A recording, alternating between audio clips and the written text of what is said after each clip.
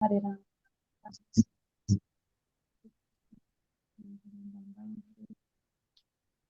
हरे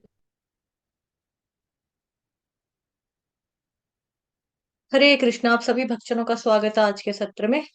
आज है 20 मार्च। सत्र का शुभारंभ हम पहले जगत गुरु श्रीला प्रभुपाद जी की आज की कोट के साथ करेंगे। जगत गुरु श्रीला प्रभुपाद की जय। हरे कृष्ण माता जी, पंचांग प्रणाम। हरे कृष्ण माता जी, पंचांग प्रणाम। हरे कृष्ण सभी भक्तों को प्रणाम। जगत गुरु श्रील प्रभुपाद की जय। भगवान श्री कृष्ण पर आश्रित रहो, क्योंकि समस्त परिस्थितियों में वे ही सर्वोच्च स्वामी है। कोई डॉक्टर अथवा दवाई या स्थान नहीं, अपितु अंततः भगवान श्री कृष्ण ही सब कुछ करने वाले स्वामी है। राय राम को लिखा पत्र, 20 मार्च 1969। जगत गुरु श्रील प्रभुपाद की जय। हरे कृष्ण। आज का श्लोक बहुत फेमस है, आप में से मैक्सिमम भक्तों को ये आता भी होगा। इसमें भगवान जी ने बात की है पदार्थों को देने की बात, कि जो कुछ भी, जो जितने भी पदार्थ हैं वो हम भगवान को अर्पित करें। परम गुह्य ज्ञान अध्याय 9 श्लोक संख्या 26। Bhagavad Gita chapter 9 verse number 26। पत्रं पुष्पं फलं तोयं यो मे भक्त्या प्रयच्छति तदहं भक्त्युपहृतम् अश्नामि प्रयतात्मनः। पत्रं पुष्पं फलं तोयन् यो मे भक्त्या प्रयच्छति तदहं भक्त्युपहृतम् अश्नामि प्रयतात्मनः। अनुवाद। यदि कोई प्रेम तथा भक्ति के साथ मुझे पत्र, पुष्प, फल या जल प्रदान करता है तो मैं उसे स्वीकार करता हूँ। तात्पर्य श्रील प्रभुपाद द्वारा। श्रील प्रभुपाद की जय। नित्य सुख के लिए, स्थायी आनंदमय धाम प्राप्त करने हेतु बुद्धिमान व्यक्ति के लिए यह अनिवार्य है कि वे कृष्ण भावना भावित होकर भगवान की दिव्य प्रेमा भक्ति में तत्पर रहे। ऐसा आश्चर्य में फल प्राप्त करने की विधि इतनी सरल है कि निर्धन से निर्धन व्यक्ति को योग्यता का विचार किए बिना इसे पाने का प्रयास करना चाहिए। इसके लिए एकमात्र योग्यता इतनी है कि वह भगवान का शुद्ध भक्त हो। इससे कोई अंतर नहीं पड़ता कि वह कहाँ स्थित है।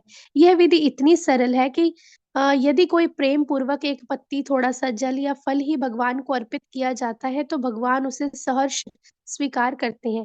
अतः किसी को भी कृष्ण भावनामृत से रोका नहीं जा सकता, क्योंकि यह सरल है और व्यापक है। ऐसा कौन मूर्ख होगा जो इस सरल विधि से कृष्ण भावना भावित नहीं होना चाहेगा और सच्चिदानंद में जीवन की परम सिद्धि नहीं चाहेगा। भगवान कृष्ण को केवल प्रेमा भक्ति चाहिए और कुछ भी नहीं। कृष्ण तो अपने शुद्ध भक्त से एक छोटा सा फूल तक ग्रहण करते हैं, किंतु अभक्त से वे कोई भेंट नहीं चाहते। उन्हें किसी से कुछ भी नहीं चाहिए, क्योंकि वे आत्मतुष्ट हैं। तो भी वे अपने भक्त की भेंट प्रेम तथा स्नेह के विनिमय में स्वीकार करते हैं। कृष्ण भावनामृत विकसित करना जीवन का चरम लक्ष्य है।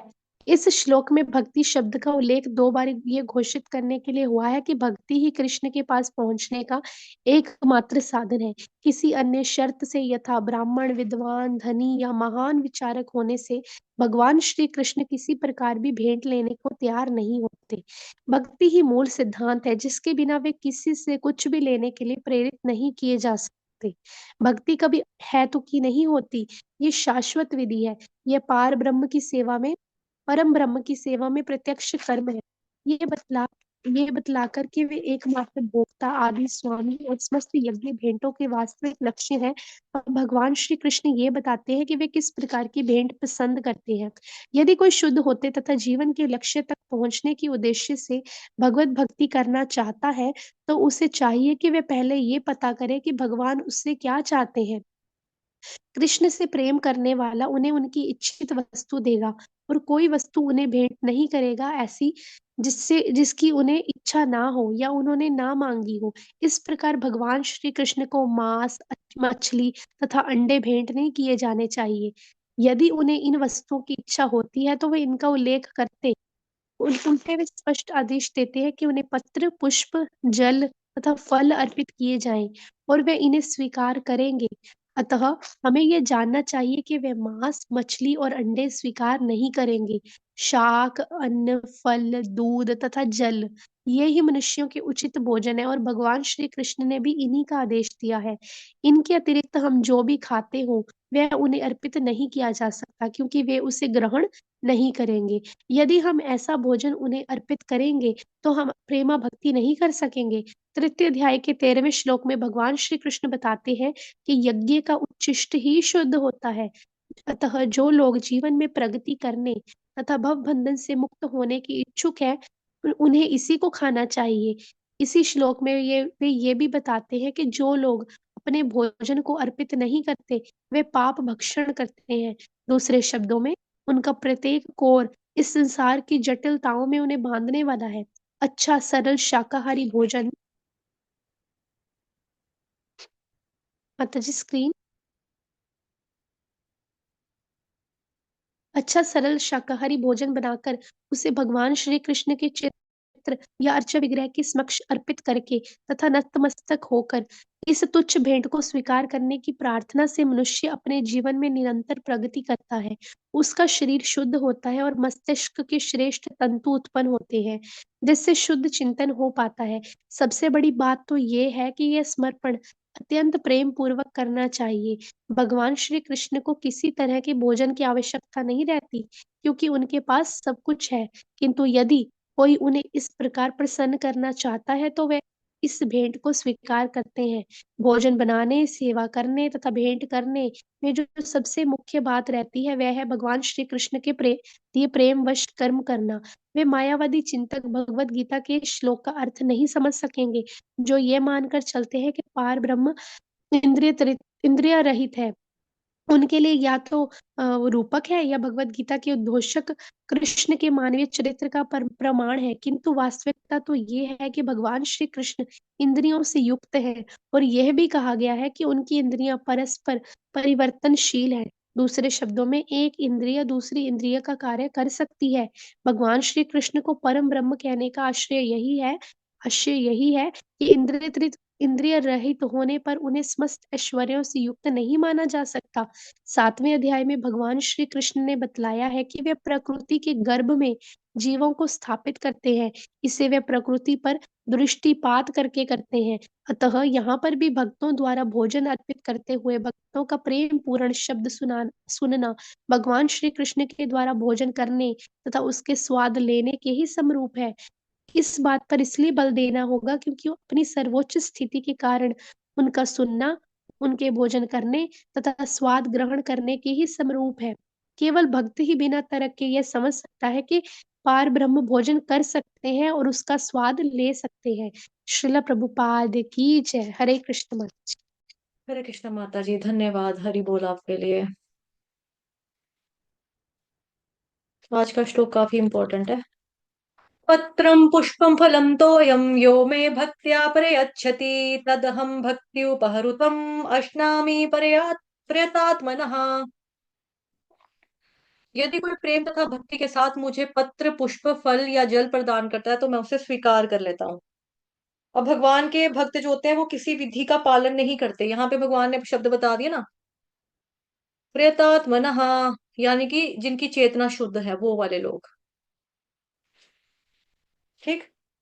वो छोटी छोटी वस्तुएं भगवान को प्रेम तथा भक्ति के साथ देते हैं। क्या देते हैं भगवान को प्रेम तथा भक्ति के साथ? पत्रम पुष्पम फलंतोयम, पत्र बोलते हैं देखो पुष्प फूल को, फल बोलते हैं फ्रूट्स को, तोय बोलते हैं पानी को, है ना, जल। ये सब भगवान जी को वो देते हैं। उसमें ये लोग कोई मंत्र नहीं पढ़ते हैं, कोई तांत्रिक विद्या नहीं चाहिए, कोई तंत्र नहीं पढ़ते, किसी चीज की जरूरत नहीं है। तो चाहिए क्या फिर? भक्त्या प्रयच्छति। भक्त्या, भक्ति भाव से जो भी व्यक्ति भगवान जी को अर्पण करेगा भगवान उसको स्वीकार कर लेते हैं, क्योंकि भगवान बहुत कृपालु है। भगवान श्री कृष्ण की जो उपासना की विधि है वो बहुत ही इजी है, सरल है। और भगवान की भक्ति से हम भगवान जी के धाम चले जाएंगे और वापस कभी भी नहीं आएंगे। न तद्भासयते सूर्यो न शशांको न पावकः यद गत्वा न निवर्तन्ते तद्धाम परमं मम। कभी वापस नहीं आएंगे। और भगवान जी को क्या खाना है, भगवान जी को क्या भोग लगाना है, भगवान जी ने अपना मेन्यू कार्ड बना के रखा है, यहाँ पे दिया हुआ है हमें कि भाई ये खाता हूं मैं। मेन्यू कार्ड बनाया है भगवान का, पत्रम पुष्पम फलंतोयम। अब हम उनको मतलब सोचें कि भगवान ने देखो जैसे कहीं पर ये तो नहीं ना कहा कि अंडे दे दो, मीट दे दो, मांस दे दो। हाँ, जैसे यहाँ पर भी तात्पर्य में प्रभुपाद जी लिख रहे हैं, बताया प्रभुपाद जी ने हमें। हम्म, ये कृष्ण को मांस, मछली, अंडे भेंट नहीं किए जाने चाहिए। कृष्ण से प्रेम करने वाला व्यक्ति उनको इच्छित वस्तु देगा उनकी, और ऐसी कोई वस्तु भेंट नहीं करेगा जिसकी उनको ना तो इच्छा हो ना ही उन्होंने मांगी हो। इस तरह से भगवान श्री कृष्ण को मांस, मछली, अंडे इत्यादि भेंट नहीं किए जाने चाहिए। तो बेसिकली अगर भगवान ने यही सब लेना होता तो भगवान बोलते ना, मटनम चिकनम सीख कबाबम अंडम यो में भक्त्या प्रयच्छति। भगवान ने ये थोड़ा बोला कि अंडम दो, मीट दो, है ना, अंडे दो, सीख कबाब दे दो मेरे को, है ना, मुर्गा कबाब दे दो, भुने हुए क्या बोलते हैं, क्या बोलते हैं उसको, जो भुना हुआ होता है, रोस्टेड वाला शायद, कुछ ऐसा। भगवान ने ये नहीं बोला। भगवान जी का जो मेन्यू है वो वेजिटेरियन है, उनका फिक्स है, पत्रम पुष्पम फलंतोयम, इसी में फायदा मिलता है। भक्त को यही चीज देनी चाहिए। जैसे देखो यहाँ लिखा है, कृष्ण से प्रेम करने वाला उन्हें उनकी इच्छित वस्तु देगा। भौतिक संसार में भी ऐसा होता है ना, जिससे हम प्रेम करते हैं हम उसको वो चीज देते हैं जो वो लाइक करेगा, या जिसके बारे में हमको नहीं मालूम होता हम कहते हैं आपको क्या पसंद है, आपको क्या पसंद है। वो कहेंगे क्यों, क्या क्यों पूछ रहे हो, नहीं आपका बर्थडे आएगा ना, फिर हम आपको वही देंगे जो चीज आपको पसंद हो। ऐसे हम कुछ भी दे देंगे तो आपको अच्छा नहीं लगेगा। तो क्या पसंद है, पूछते हैं ना। कोई बोलेगा मेरे को सॉफ्ट टॉयज पसंद है, मेरे को टेडी बियर पसंद है। कोई बोलेगा मेरे को चॉकलेट्स पसंद है, उसको चॉकलेट्स दे देंगे। कोई बोलेगा मुझे कपड़ों का बहुत शौक है, मुझे जूतों का शौक है, मुझे ज्वेलरी का शौक है, एक्सेसरीज चाहिए मेरे को, गैजेट्स का शौक है, इलेक्ट्रॉनिक्स। तो व्यक्ति वही चीज देगा जो उसको पसंद आती है। ऐसी कोई भी वस्तु नहीं देता कोई भी किसी को, ना तो उसने इच्छा की हो ना ही मांगी हो। भौतिक संसार में हम लोग अपने बच्चों को भी देते हैं ना कि तू पास हो जाएगा तो हम तुझे कैरम बोर्ड लेके देंगे, तू पास हो जाएगा हम तुझे स्कूटर लेके देंगे, तू पास हो जाएगा हम तेरे को ये देंगे। तो गिफ्ट क्या देते हैं, जो उसके काम का हो, जो वो चाहता हो, जो उसने मांगा हो। लेकिन इसी तरह से कृष्ण भगवान जी जो है, भगवान पूरे संसार के मालिक, ब्रह्मांड के मालिक, वो कह रहे हैं कि मुझे नहीं चाहिए ये सब, उनको ये भेंट नहीं करने चाहिए। उनको उन्होंने क्या मांगा, पत्र पुष्प फल फल जल, यही बोला उन्होंने। और बोला कि अगर आप मुझे प्यार से ये दोगे ना, मैं उसको स्वीकार कर लूंगा, मैं बहुत खुशी खुशी स्वीकार करूंगा। इसके हमें बहुत सारे उदाहरण मिलते हैं। जैसे पत्रम, पत्रम का जो उदाहरण है। और वैसे भी ना एक चीज और बता दूं, यहाँ पे मीट अंडे की बात हो ही रही है, तो जो मीट अंडे की बात है, जो चीज हम भगवान को भोग लगाएंगे ना, हमें प्रसाद में वही चीज पानी है। ऐसा नहीं है कि भगवान को हम कुछ खिला रहे हैं, खुद हम कुछ और खा रहे हैं। क्योंकि जो हम भगवान जी को पहले भोग लगाएंगे वो प्रसाद बन जाएगा, प्रभु के साक्षात दर्शन। तो हम भगवान जी का प्रसाद खाएंगे, उनका उच्छिष्ट खाएंगे, तो हमें भगवान जी की कृपा मिलेगी, हमारे अंदर दिव्य गुण आएंगे। और जो व्यक्ति कहते हैं कि नहीं ये मीट अंडे हमारे खाने के लिए बने हुए हैं, अगर हम नहीं खाएंगे तो हर जगह पे ये क्या बोलते हैं, लाइक मुर्गियां हो जाएंगी, बकरियां हो जाएंगी, भेड़ हो जाएगी। तो अब देखो कि जो ये लोग खाने वाले होते हैं ना, इनके दांत देखो, जैसे भगवान ने योनि दिया है ये शेर की, चीते की, इनके दांत देखो। आई होप नजर आ रहा है माता जी, शेर चीतों के दांत नजर आ रहे हैं ना। जी माता जी आ रहे हैं। इनके दांत देखो, नुकीले दांत है, ये देखो इसके दो दांत अगले वाले, इसके देखो। इनके दांत ही भगवान जी ने बनावट इनकी ऐसे किया है, ये मांस का भक्षण कर सकते हैं, मांस खाने वाले लोग हैं ये लोग खा सकते हैं। आप अपने दांत चेक कर लो, रोज ब्रश करते ही हैं सुबह शीशे में देखते हुए, अपने दांत देखो, आपके दांत कैसे हैं, फ्लैट है, गाय की तरह। गाय कैसे, गाय क्या खाती है, गाय घास खाती है। कुत्ते के दांत देख लो, इसके दांत भी देखो है ना नुकीले, यहाँ से देखो चुंजे निकली हुई है। चुंज मतलब, चुंज को क्या बोलते हैं माता जी हिंदी में? शार्प है। माता जी वो बोलते हैं शार्प है चोंच। टीथ, चोंच नहीं माता चोंच जी, बोलते हैं। नोक नोक, नुकीले दांत है ना। ये देखो कुत्ते के भी दांत ऐसे हैं आपके, शेर के भी देखेंगे उसके भी ऐसे होंगे। ये लोग जो खाने वाले होते हैं जानवर, इन लोगों के दांत ऐसे ही भगवान ने बनावट इनकी ऐसी दी है कि भाई हाँ, तुम लोगों की जिंदगी नहीं चल सकती है इसके बिना, मांस के बिना, तुम लोग खाओ, इट्स ओके, उनका जीवन ये है। लेकिन हमारे दांत ऐसे नहीं ना है, तो हम सोचें कि नहीं हम मांस खाने के लिए बने हैं, नहीं तो मुर्गी मुर्गी, बकरी बकरी, सुअर सुअर हो जाएंगे। बट ऐसा नहीं है।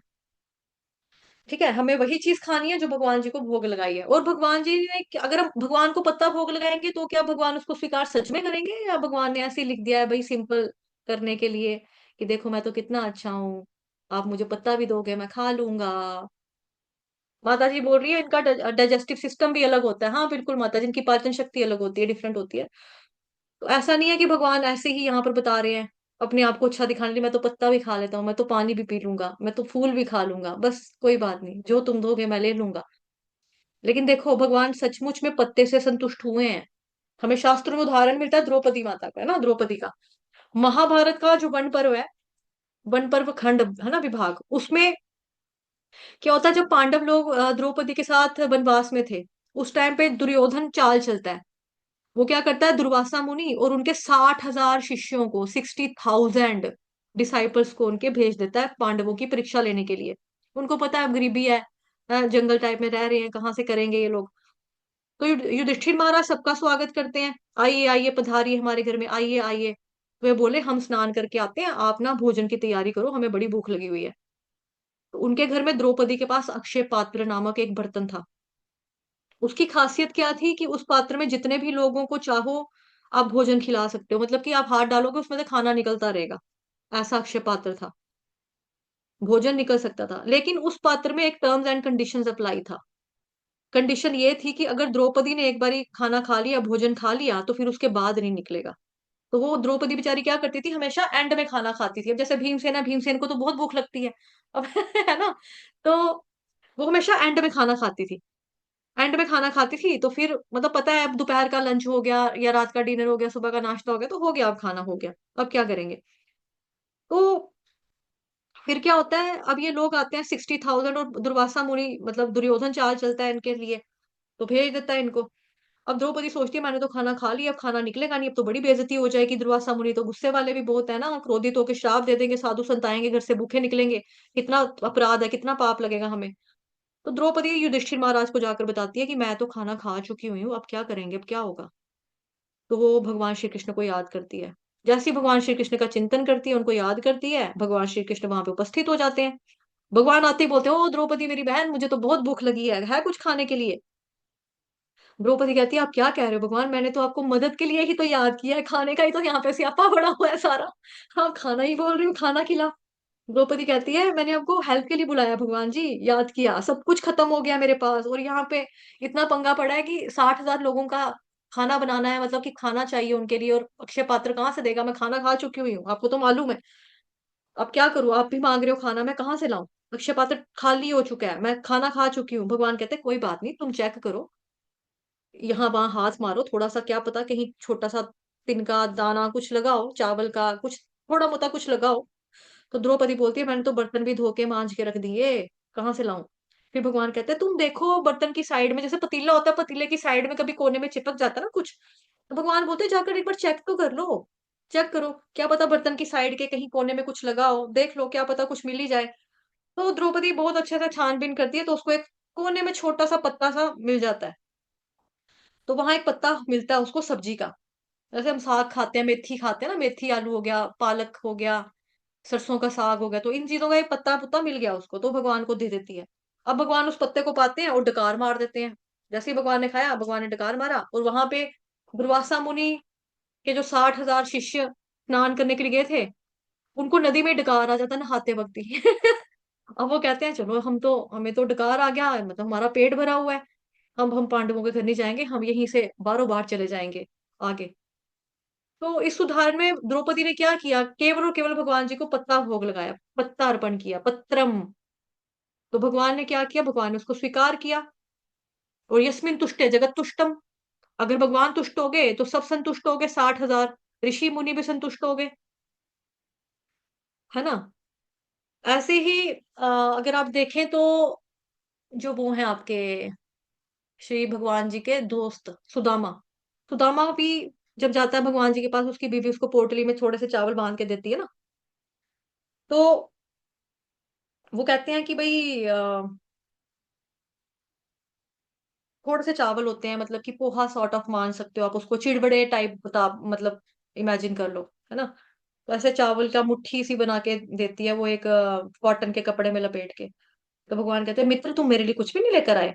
वो सुदामा बहुत घबरा, मतलब कि ऐसे हेजिटेशन के साथ अपनी पोटली निकालता है, मुट्ठी भर चावल उसमें होते हैं। तो भगवान उसको खाते हैं, भगवान संतुष्ट हो जाते हैं। और जब वो अपने घर में जाता है तो उसका खजाना मतलब कि अमीर हो जाता है, सुदामा, है ना। फिर यहाँ पर दूसरा है पुष्पम, पानी, जल।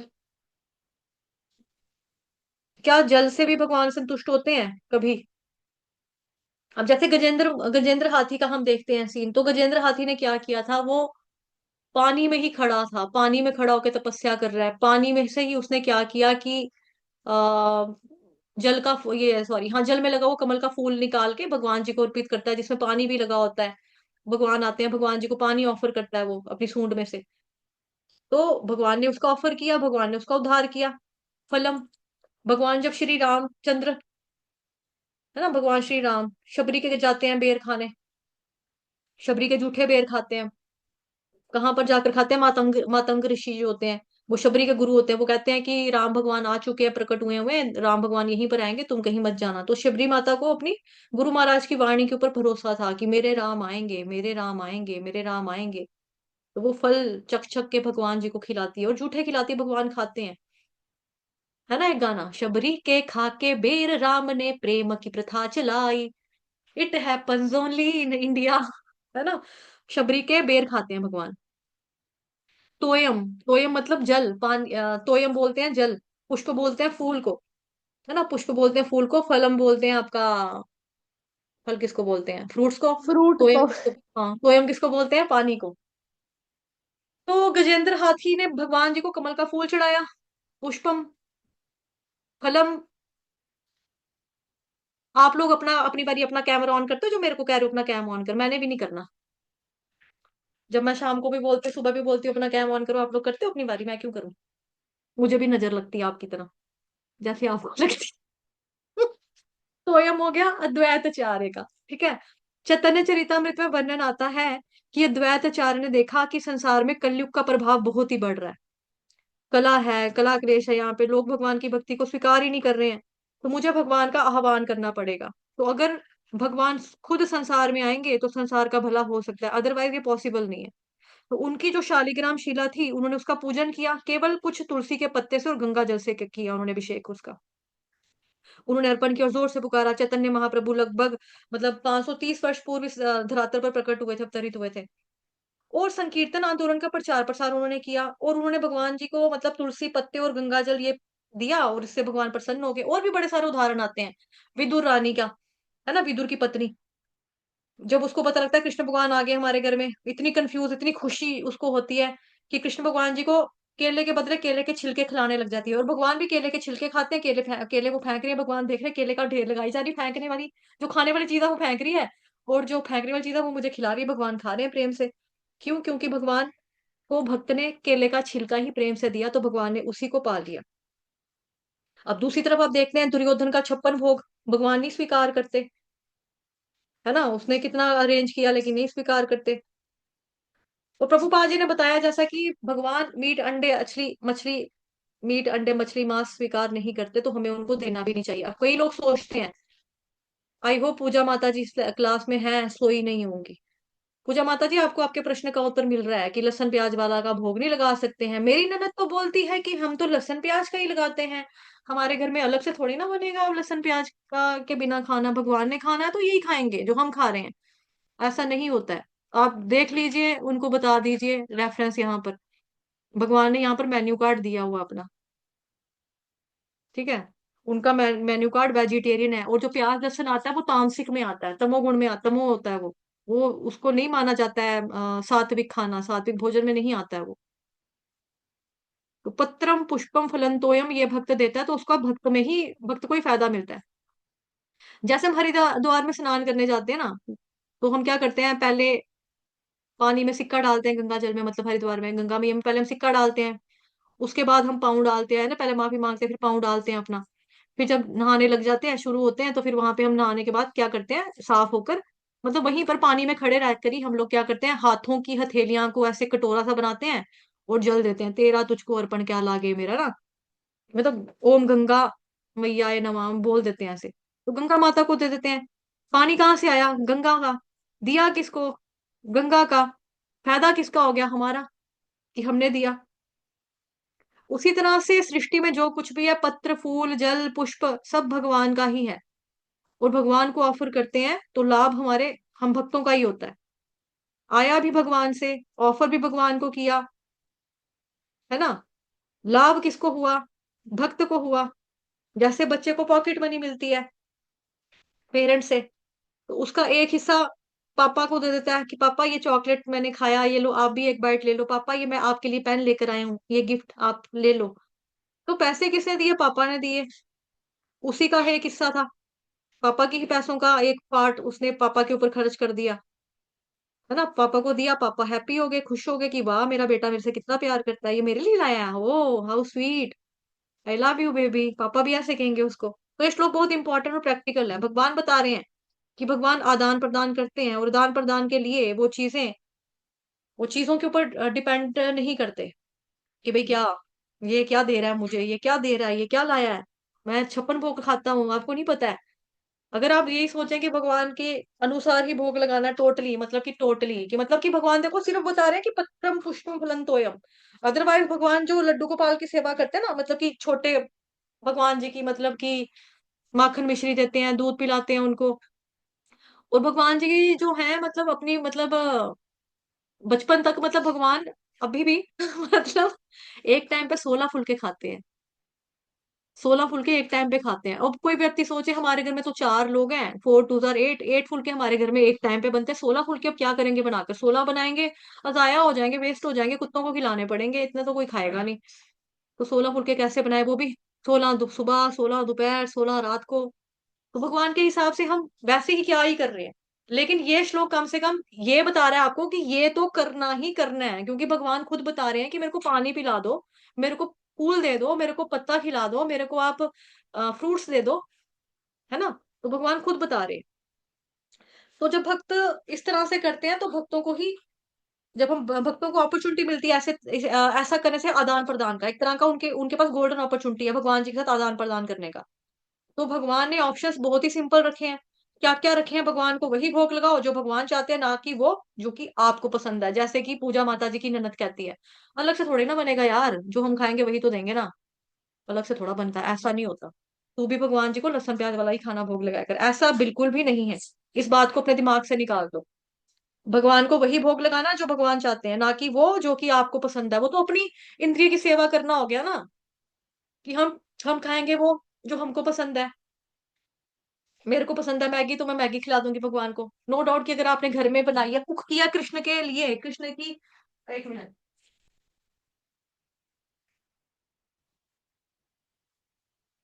है ना, कृष्ण भगवान जी के लिए कृष्णमयी चेतना के साथ आपने कुछ बनाया, कुक किया, तो वो चीज भगवान को भोग लगाओ। अभी जैसे वेस्टर्न कंट्रीज में तो लोग परांठा चपाती ये सब इतना नहीं जानते ना, वो खाली ब्रेड खाते हैं और फास्ट फूड के ऊपर होते हैं, नूडल्स हो गया, चाउमीन हो गया, मोमोज हो गया। तो प्रभुपाद जी कह रहे हैं, ठीक है लगाओ भोग, बनाओ खुद और खुद भोग लगाओ, लगाओ, इट्स ओके। तो इस्कॉन में खाने की बहुत वैरायटी है, लेकिन वेजिटेरियन वैरायटी है सारी की सारी। आप गोविंदा रेस्टोरेंट में चले जाओ, वृंदावन में गए होंगे आप, वहां पे पिज्जा भी मिलता है, बर्गर भी मिलता है, क्या नहीं मिलता वहां पे। वहां पे आपको वो क्या होता है माता जी, गोल गोल जो कोफ्ते की तरह होते हैं, क्या बोलते हैं उसको, जो जिसको फ्राइड राइस के साथ खाते हैं, नाम याद नहीं आ रहा, मुझे पसंद। मंचूरियन माता जी। हाँ हाँ, मंचूरियन। कई लोग कहते हैं वो बिना लहसुन प्याज के बनती ही नहीं है, तरी नहीं बनेगी, ग्रेवी नहीं बनेगी, कैसे होगा कैसे होगा, तो बनती है ना, बनती है। तो वही चीज भगवान को भोग लगाना है जो भगवान जी को चाहिए, भगवान जी जो लाइक करते हैं वही चीज दो उसको। उनका जो मेन्यू है वो वेजिटेरियन है। और खाना बनाते वक्त हमारी चेतना जो है वो कृष्ण भावना भावित होनी चाहिए, कृष्णमयी होना चाहिए, कि ये भोजन जो बन रहा है ये भोग लगेगा कृष्ण भगवान जी के लिए लगना है। कृष्ण भगवान इसको खाएंगे, कृष्ण भगवान खुश हो जाएंगे, कृष्ण भगवान जी के लिए बना रहे हैं, कृष्ण भगवान जी के लिए बना रहे हैं, कृष्ण भगवान जी के लिए बना रहे हैं। No doubt at the end आप लोगों ने प्रसाद के रूप में उसको पाना है, लेकिन बनाने वक्त चेतना कृष्ण वाली होनी चाहिए, कृष्णमयी होनी चाहिए। और जो भगवान को अर्पित करके नहीं पाते वो पाप खाते हैं, वो पाप खाते हैं। भोग लगाने वाले का भाव, प्रसाद पाने वाले का भाव, ये भी डिपेंड करता है कि क्या होना क्या है। ठीक है। और जैसा यहाँ पर लिखा है प्रभुपाद जी ने, अ, ये भक्ति ही कृष्ण के पास पहुंचने का एकमात्र साधन है, भक्ति।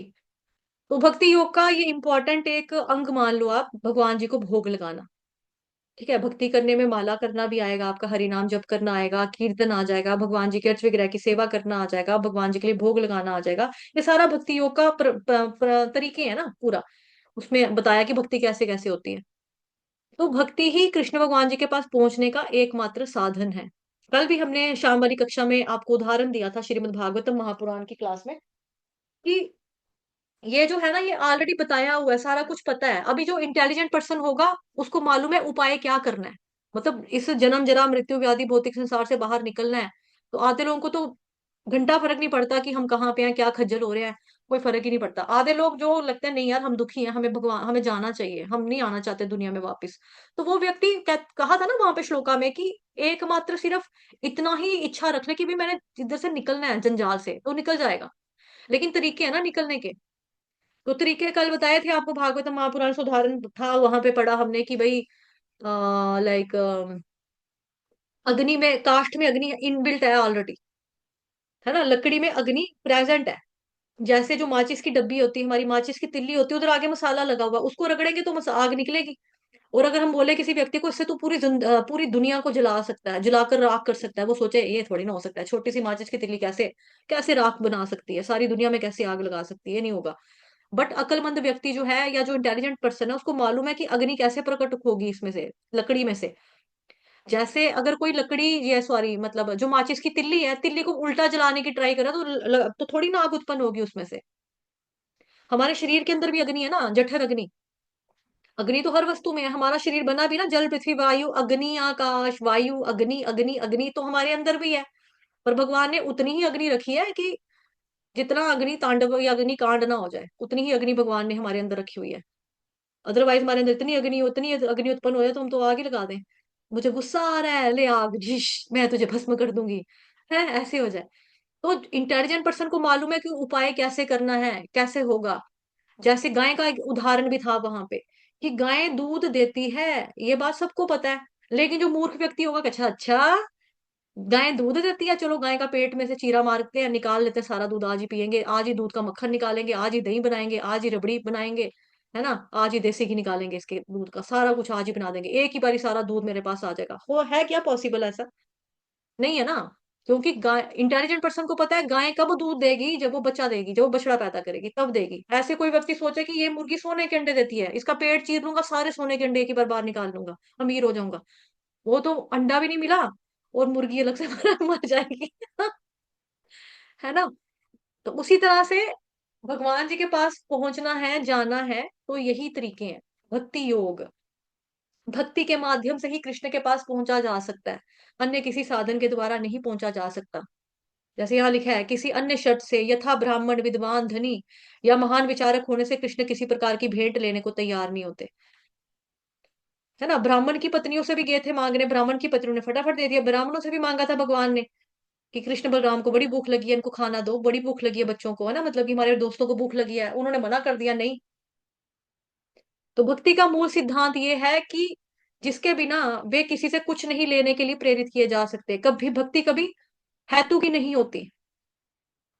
श्रीमद् भागवतम महापुराण पढ़ेंगे ना, उसका जो पहला स्कंध है, पहले स्कंद का पहला चैप्टर है, पहले चैप्टर का आपका श्लोक नंबर 7 आएगा।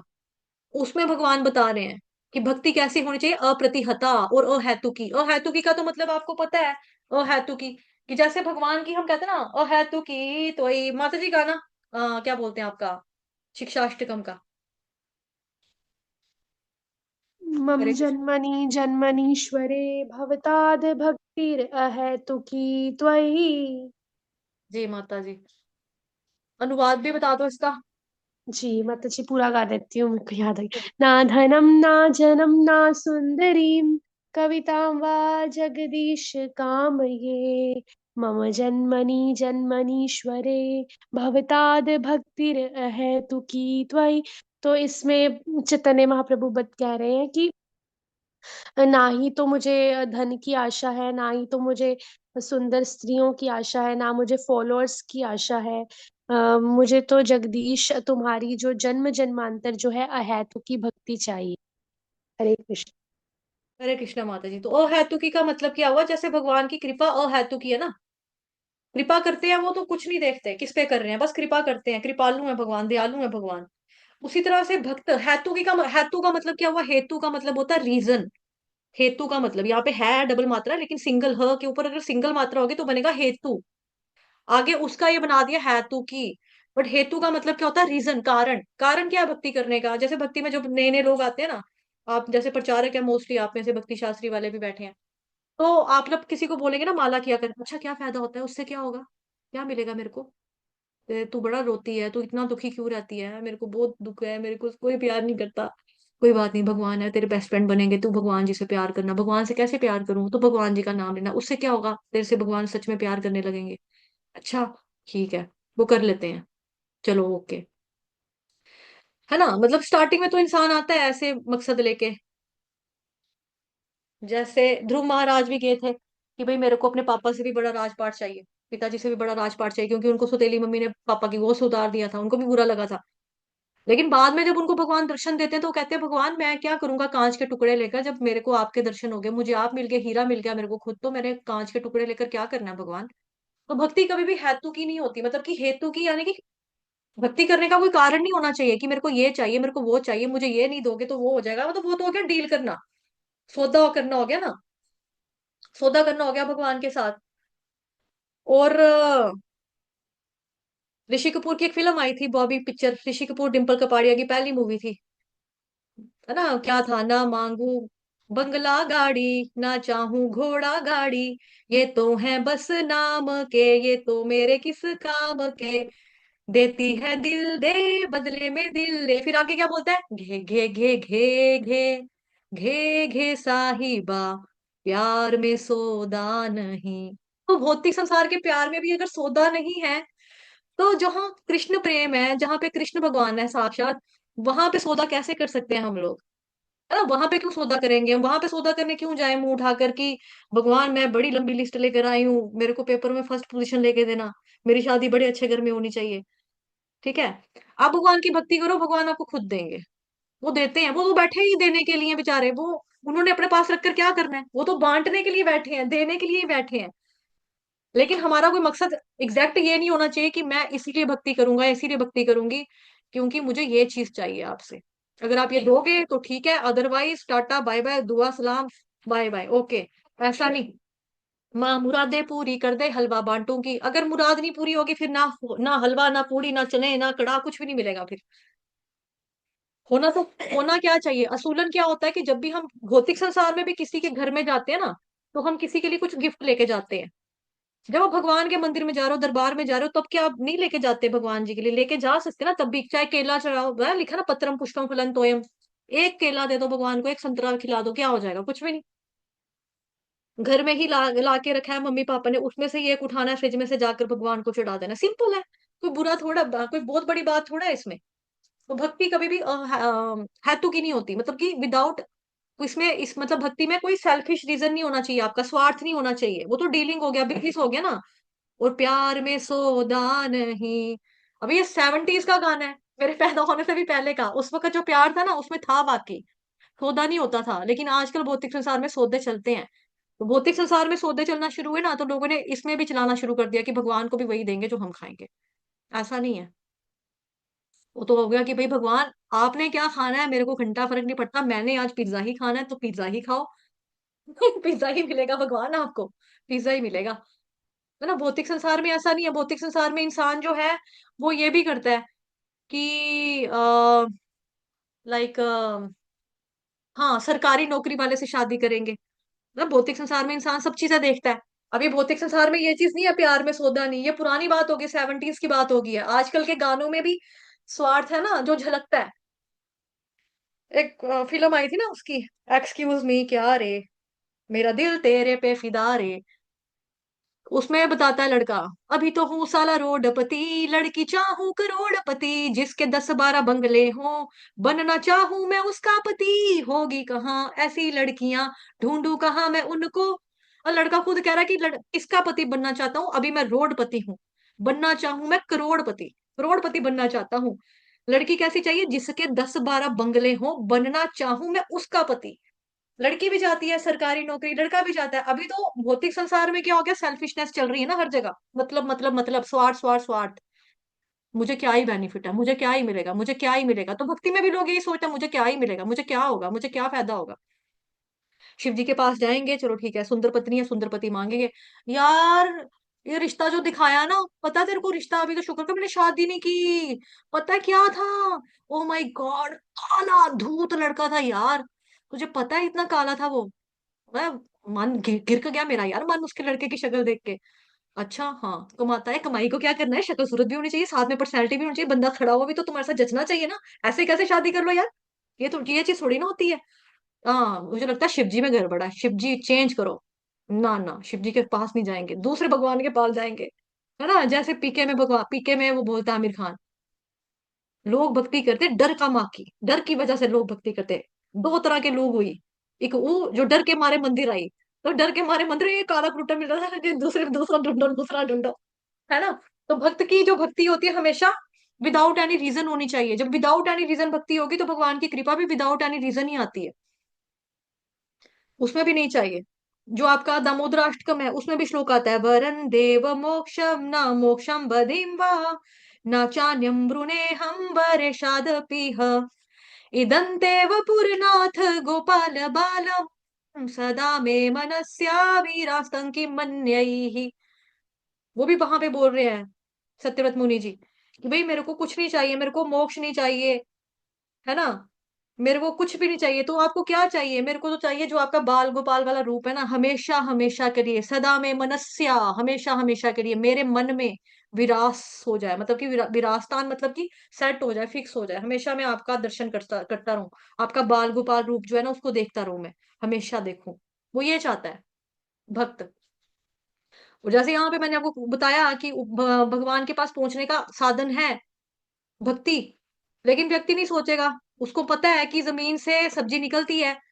इंटेलिजेंट पर्सन जो होगा उसको जमीन से सब्जी निकालनी आती है, इंटेलिजेंट पर्सन जो होगा उसको जमीन में से पानी निकालना आ जाएगा।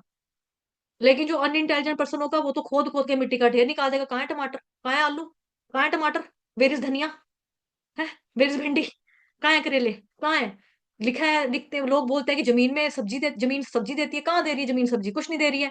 लेकिन जो इंटेलिजेंट पर्सन होगा उसको पता है ना कि पहले बीज तो लगा, फिर पानी तो दे, खाद तो डाल, फिर तेरा पौधा निकलेगा, फिर तुझे सब्जी मिलेगी ना। ऐसे कैसे तरबूज निकाल रहा है बिना बेल लगाए, जमीन खोद के थोड़ा ना निकलेगी, वो तो मिट्टी निकलेगी। इंटेलिजेंट पर्सन को पता है उपाय कैसे करना है। तो वहां पे हमने चार उदाहरण पढ़े थे ना, एक उदाहरण पढ़ा था काष्ठ में अग्नि है, गाय में दूध है, जमीन में, धरती माता में क्या है, भूमि में भोजन को उत्पन्न करने की शक्ति है, वो सब्जियां फल फ्रूट सब कुछ देती है, पानी भी देती है जमीन। पर्सन इंटेलिजेंट होना चाहिए ना।